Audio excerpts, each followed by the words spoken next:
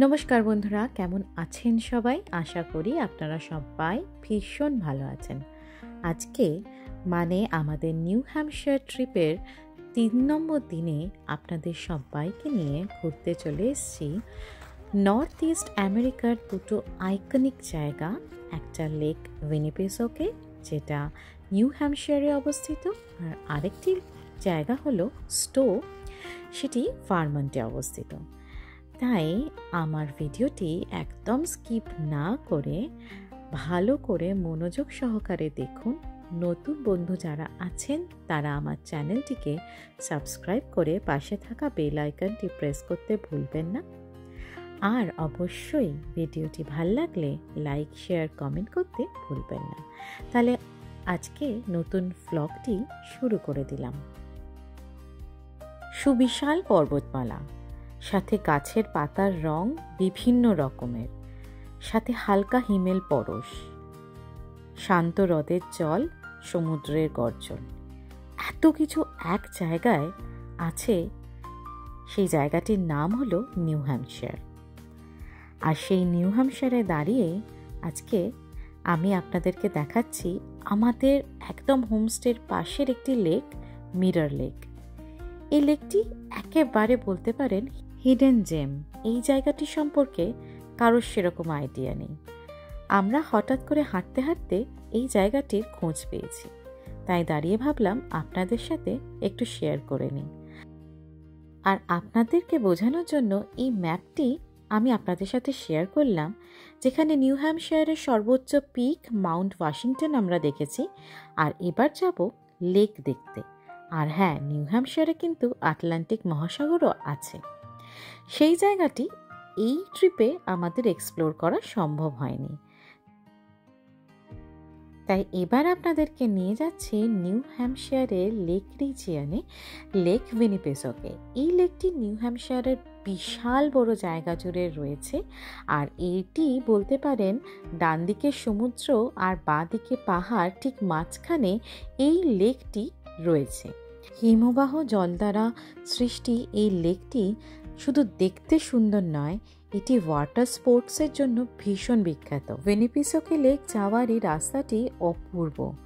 এখানে এখনও ফল কালারের পিক টাইমটা আসেনি, যেটি আমরা মাউন্ট ওয়াশিংটনে ক্যাঙ্কামাগাসেও পেয়ে গেছিলাম। কিন্তু এখানে দেখলাম এখনও গাছের পাতার রঙের সেই বৈচিত্র্য রয়েছে।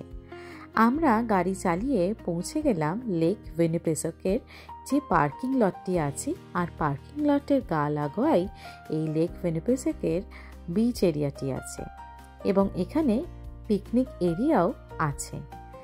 টংলু তো নেবেই এক দৌড় লাগালো। এমনিতেই যথেষ্ট ঠান্ডা ছিল, আমাদের সুইমিং করার জন্য কোনো রকমের প্রিপারেশন ছিল না, আর এক্সট্রা কোনো জামা কাপড়ের সেটও ছিল না। ওর খুব ইচ্ছে হচ্ছিল এই জলে নেবে, কখন একটু খেলা করবে, চান করবে, কিন্তু সেই সুযোগ ওকে দেয়া হয়নি। তাই দৌড়ে গিয়ে ওই লাইফ গার্ডের চেয়ারটাতে চুপ করে বসে রইল। সত্যি কি অপূর্ব চোখ ধাঁধানো দৃশ্য। সাথে করে ফল কালারে গাছের পাতার রঙগুলো এত সুন্দর চেঞ্জ হয়েছে। সেই গাছের পাতার রিফ্লেকশন যখন লেকের জলে পড়ছে, যে পাতাগুলো পড়ে গেছে লেকের জলে যখন ঢেউয়ের সাথে সাথে ভেসে আসছে, কি সুন্দর লাগছে দেখতে।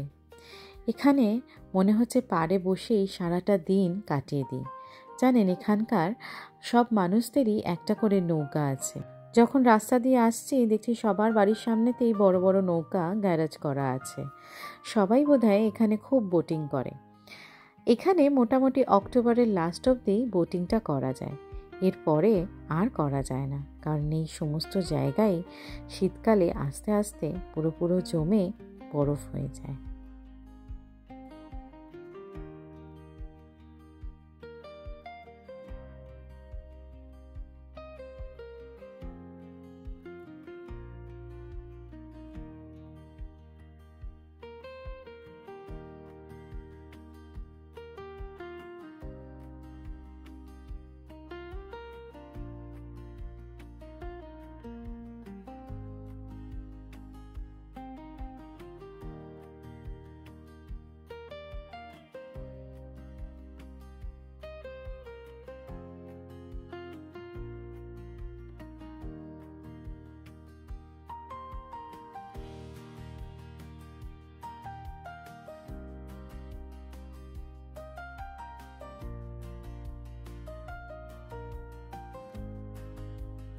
মোটামুটি দিনের শেষে আমরা আবার রওনা দিয়ে দিলাম আমাদের হোমস্টের উদ্দেশ্যে।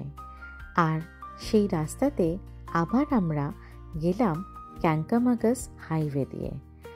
আপনাদের আগের ভিডিওতেই বলেছিলাম যে ক্যাঙ্কামাগাস হাইওয়েটা আমাদের হোমস্টের খুব কাছে ছিল।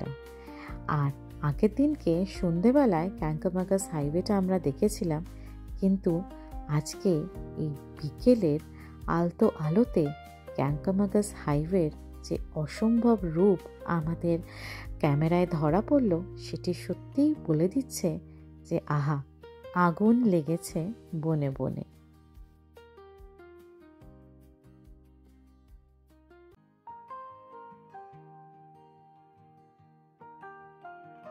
আজকে নিউ হ্যাম্পশায়ার ট্রিপের শেষ দিন, অর্থাৎ 4 নম্বর দিন।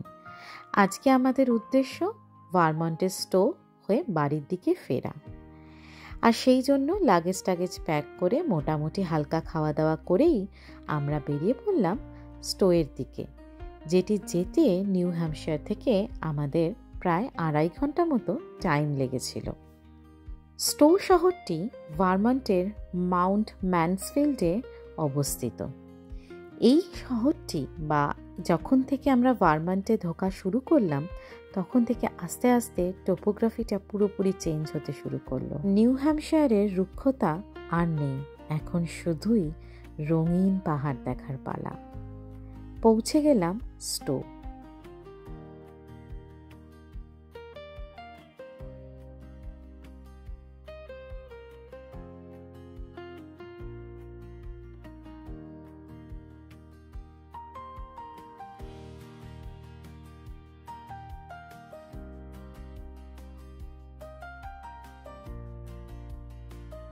নামটি যেরম ছোট্ট স্টো, এই পাহাড়ি উপত্যকায় ঘেরা এই গ্রামটিও ততটাই ছোট্ট, কিন্তু এই জায়গাটি অপূর্ব সুন্দর।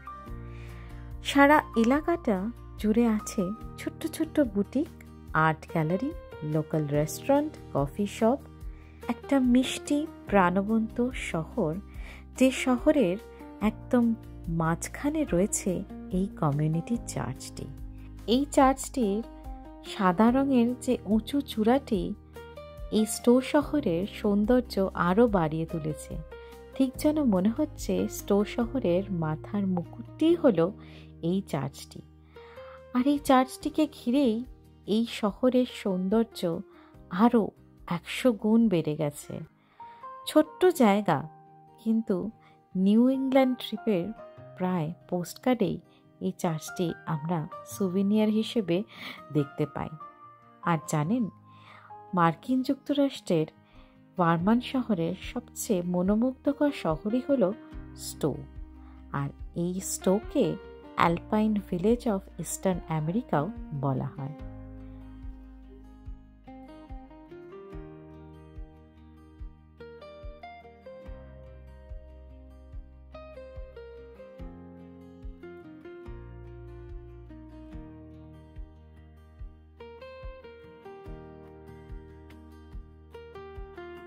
তাহলে বন্ধুরা, আজকের ব্লগটি আপনাদের কেমন লাগলো আমাকে কিন্তু কমেন্ট করে জানাতে ভুলবেন না।